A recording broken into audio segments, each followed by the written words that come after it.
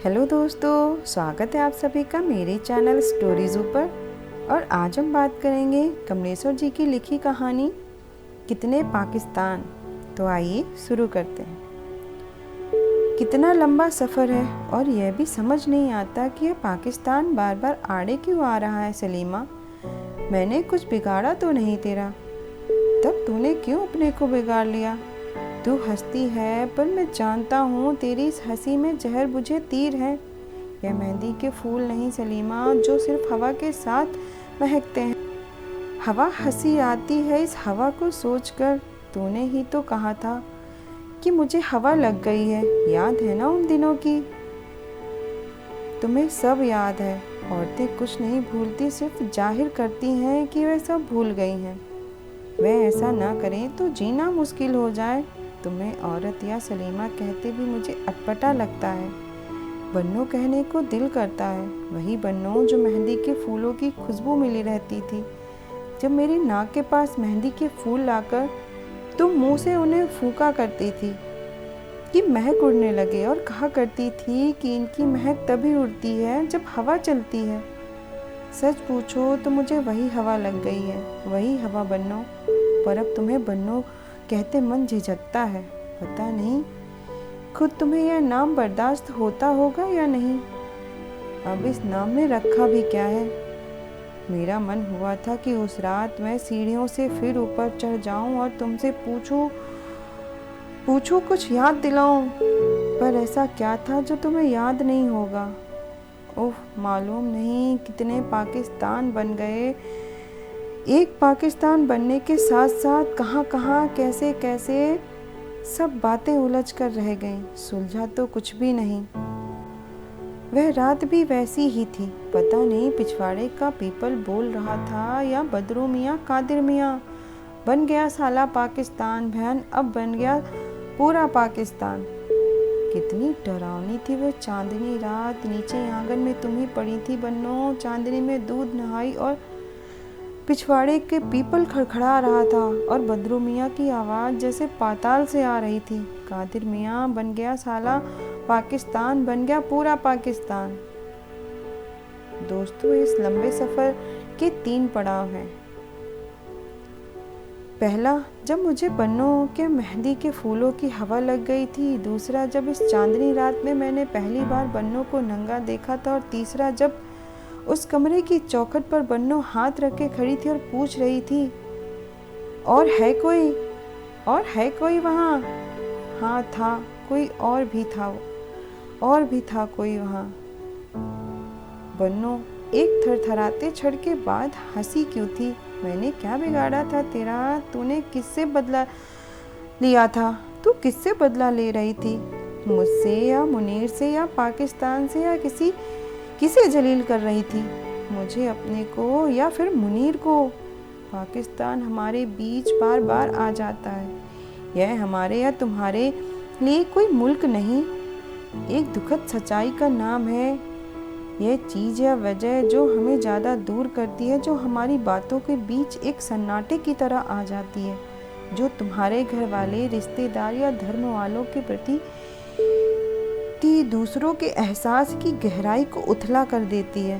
तब उन दूसरों को उनके इस कोई के दुख उतने बड़े नहीं लगते जितने वे होते हैं। उनकी खुशी उतनी खुशी नहीं लगती जितनी वह होती है।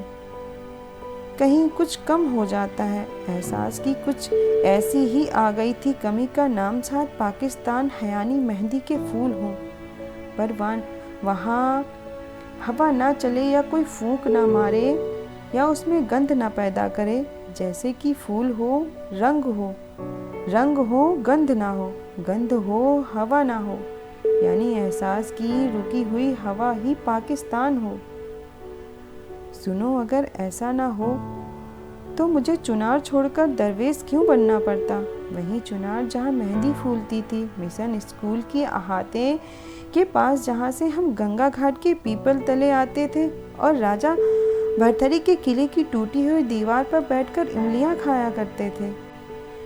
वह शाम मुझे अच्छी तरह याद है, जब कंपाउंडर जामिन अली ने आकर दादा को कहा था, और तो कुछ नहीं, पर लोग मानने लगे हैं मंगल को कुछ दिनों के लिए कहीं बाजार भेज दिया जाए। जहाँ रहेगा तो बन्नों वाली बात बार बार नहीं उखड़ेगी। शादी तो हो नहीं पाएगी, दंगा जरूर हो जाएगा। तुम नहीं सोच सकते कि मुझ पर क्या बीती थी। चुनार छोड़ दूं, फिर छूट ही गया।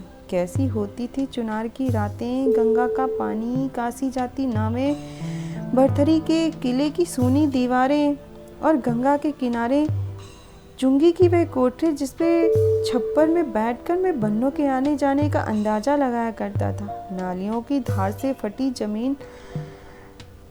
जमीन वाली वे गलियां जिनमें बन्नों बार बार गंगा किनारे आने की कोशिश करती थी और नहीं आ पाती थी। मैं करता रह गया बस इंतजार इंतजार इंतजार। हमें तो यह भी पता नहीं चला था कि हम कब बड़े मान लिए गए थे। अब हमारा सहज मिलना जुलना एकाएक बड़ी बड़ी बातों को वायस बना रहा था। बस्ती में तनाव पैदा हो जाएगा इसका तो अंदाजा ही नहीं था। यह कैसा और क्यों हुआ बन्नों, पर तुम्हें भी क्या मालूम होगा। फिर हमने बात ही कहाँ की थी। तीनों पड़ाव वैसे ही गुजर गए कि रुककर हम बात भी नहीं कर पाए। ना तब जब मेहंदी की फूलों की हवा लगी थी, ना तब जब चांदनी रात में मैंने तुम्हें पहली बार देखा था, और न तब जब चौखट पर हाथ रखे तुम पूछ रही थी और है कोई, और है कोई। मेहंदी के फूल, चुनार, मेरा घर, तुम्हारा घर। मेरे घर से गुजरती थी ईंटों वाली गली जो शहर बाजार को जाती थी, जो गंगा के किनारे किनारे चलकर भरथरी महाराज के किले के बाड़े के फाटक तक पहुंचती थी। जहाँ से सड़क किले की ओर मुड़ती थी वहीं थी चुंगी। गंगा घाट पर आने वाली नाव से उतरे सामान पर मशगूल रहता था। मछली, केकड़े, कछुए आते थे। मौसम में उस पार से आम भी आते थे। चुंगी वाले मुंशी जी दिन भर राम नाम जपते और महसूल के बदले में जिन्स लेते रहते थे।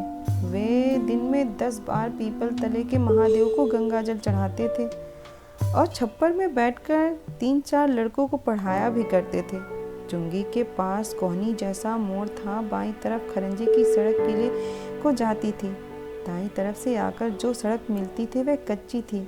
उस कच्ची सड़क पर नालियों ने रास्ते बना लिए थे जिनका पानी गंगा घाट की रेत में सूखता रहता था।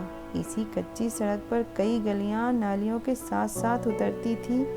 बहते पानी से कटी फटी गलियां, यही गलियां बन्नों की गलियां थी। जहां बन्नों की गलियां खत्म होती थी वहां थे पथरीली सड़क मिशन स्कूल तक जाती थी, जो अंग्रेजी की पुरानी कोठी थी। वहीं पर थी मेहंदी की एक बाड़ और धतूरों का मैदान। इस धतूरे के मैदान ने मुझे बड़ा दुख दिया। जब बस्ती में मुझे और बन्नों को लेकर तनाव पैदा हो गया था तो एक बार बन्नों जैसे तैसे चुंगी तक आई और बोली, मौलवी साहब के साथ वाले अगर ज़्यादा बदमाशी देंगे मंगल तो मैं धतूरे खाकर हमेशा के लिए सो जाऊंगी। तुम शहर छोड़कर मत जाना। तुमने शहर छोड़ा तो गंगा जी यहाँ हैं, सोच लेना तुम। ज़्यादा बात नहीं हो पाई थी, वह चली गई थी। मैं कुछ बता भी नहीं पाया कि मेरे घर में क्या कोहराम मचा हुआ है, कि कैसे रोज बाजार में दादाजी को वे लोग धमकियां दे रहे थे जिन्हें वे पहचानते तक नहीं थे। सभी को डर था कि कहीं किसी दिन मेरी हत्या न कर दी जाए। वह रात बिरात कहीं मुसलमान घर में न घुस पड़े। पाकिस्तान तो बन चुका था बन्नों, उसके बाद भी तुम्हारे अब्बा बहतरी नामा लिख रहे थे। माताजी पिछले तब से नृप बना, अब नृप से बनूं फकीर। आखिर वक्त वफात के हार होंगे दिलगीर। तेरे अपनी खल्क सुपुर्द करी उनके सिर पर, सर गर्दान किया। बर्बाद सब सल्तनत करी, बन जोगी मुल्क वीरान किया। लोग कहते थे ड्रिल मास्टर का दिमाग बिगड़ गया है जो भरथरी नामा लिख रहे हैं। यह तुरक नहीं, यही का कोई कांची कहार है। तभी हमें पता चला था कि मुसलमान वही है जो ईरानी तुरानी है। यहाँ का मुसलमान भी मुसलमान नहीं है। ड्रिल मास्टर साहब को सबने अलग थलग सा कर दिया था, पर उन्हीं की बन्नों की बात लेकर सब खड़े हो गए थे। जैसे वे ज़्यादा सरपरस्त हैं। तुम्हें नहीं मालूम, पर मुझे मालूम है बन्नो, ड्रिल मास्टर साहब ने कुछ भी नहीं कहा था। इसके सिवा जो मौलवी साहब और बाकी लोग ठीक समझे वही ठीक होगा, वे खुद कुछ सोच ही नहीं पा रहे थे। एक दिन छिपकर आए थे दादाजी के पास, रो पड़े।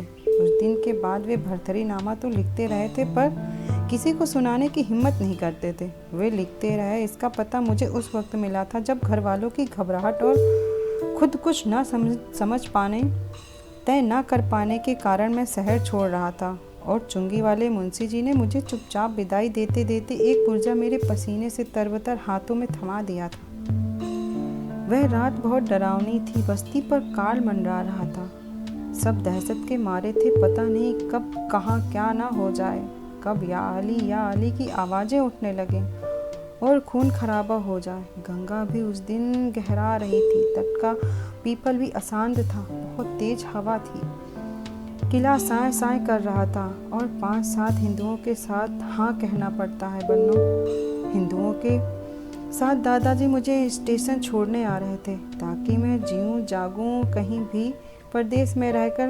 पहले सोचा गया कि मामा के यहाँ जाकर जौनपुर चला जाऊँ, जहाँ रेलवे वर्कशॉप कुर्ला में काम कर रहे मौसा के पास रहूँ और वहीं कोई नौकरी ढूंढ लूँ। कैसी थी वह रात बन्नो, मैं कितना बेइज्जत होकर मैं निकल रहा था। दिमाग में हजारों हथौड़े बज रहे थे। एक मन कर रहा था कि लौट पड़ूं, एक मन करता था कि लौटूं और घर से गणास उठाऊं और तुम्हारे मुसलमानों को एक एक को काट डालूं, खून की होली खेलकर तुम्हें जीत लूं। तुम्हें जीतूं या ना जीत पाऊं, मैं तुम्हें भी मारकर गंगा में खुद जल समाधि ले लूं। पर कहीं दहशत भी होता था, और यह ख्याल भी आता था कि ड्रिल मास्टर साहब ने तो कुछ कहा ही नहीं, मुखालंफत भी नहीं की, सिवाय इसके कि वो चुप रह गए। उन्हें भरथरी नामा लिखना है। अब लगता है कि वे भरथरी नामा ना लिख रहे होते तो शायद इतना यह विरोध ना होता। शहर को सांप सा सूंघ गया था। दादा को बता दिया था कि अगली सुबह मेरी शक्ल नहीं दिखाई देनी चाहिए। आधी रात को सोचना विचारना चलता रहा। फिर आखिरी गाड़ी रह गई थी पार्सल, जो मुगल सराय जाती थी। हाँ, 5-7 हिंदुओं के साथ मुझे स्टेशन तक पहुंचाया गया था। हम बाजार वाली सड़क से भी नहीं आए, किले वाले सुनसान रास्ते से स्टेशन की सड़क पकड़ी।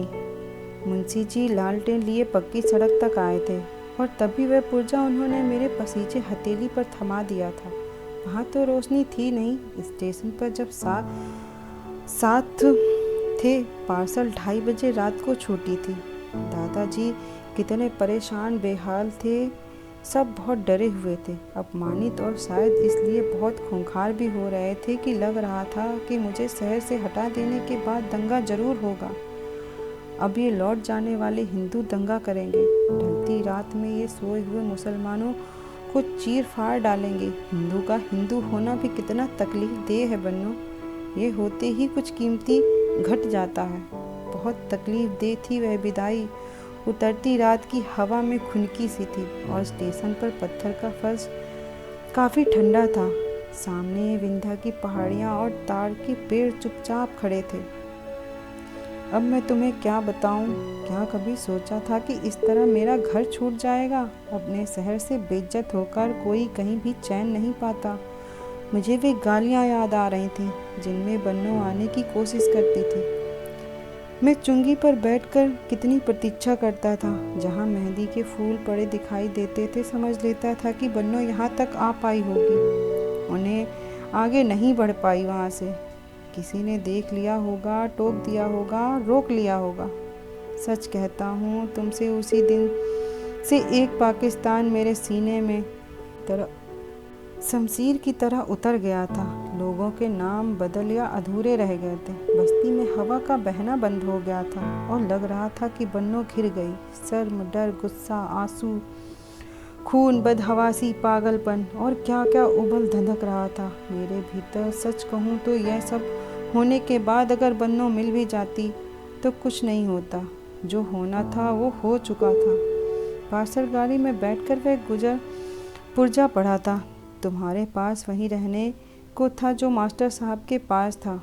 उसी पुर्जे में पता चला कि मास्टर साहब भरथरीनामा लिखते जा रहे हैं।